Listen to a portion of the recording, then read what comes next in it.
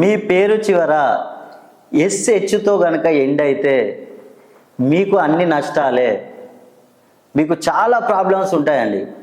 ఉదాహరణకి కనుక తీసుకుంటే నరేష్, సురేష్, రాజేష్, రమేష్ ఇట్లా ఎవరి పేరు తీసుకున్నా కూడా లాస్ట్కి ఎస్హెచ్తో ఎండ్ అవుతుంది.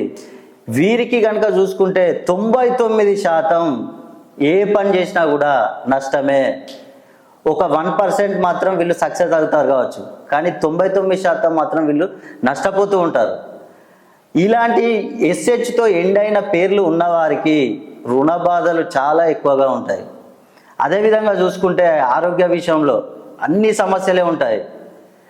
అదే ఉద్యోగ విషయంలో తీసుకున్నారనుకోండి, వీరు ఎంత కష్టపడ్డా కూడా ఎంత చదివినా కూడా వీళ్ళు మార్కులలో కానీ ప్రతి దాంట్లో వెనుకబడిపోతారు.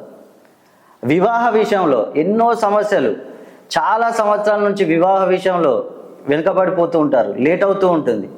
అదేవిధంగా సంతాన విషయంలో చూసుకుంటే ఒకవేళ పెళ్ళై వారికి సంతానం కలగకపోవడం కూడా ఇలాంటి పేరు ఎస్హెచ్ వచ్చిన వారికి కలిగి ఉంటుంది. అదేవిధంగా భార్యాభర్తల మధ్యలో గొడవలు, అత్త కోడళ్ళ మధ్యలో గొడవలు. ఇంకో విధంగా చూసుకుంటే వీరు విదేశీ ప్రయాణాలు చేయాలనుకునే వారు ఈ పేరు ఎస్హెచ్ కలిగి ఉన్నవారు వీసా వరకు వెళ్తారండి, లాస్ట్కు రిటర్న్ అవుతుంది. వీరికి వెళ్ళాలంటే చాలా కష్టం. అదేవిధంగా వ్యాపారాలు చేసేవారు ఏ వ్యాపారం చేయనివ్వండి, చాలా నష్టాలు నష్టాలు నష్టాలు.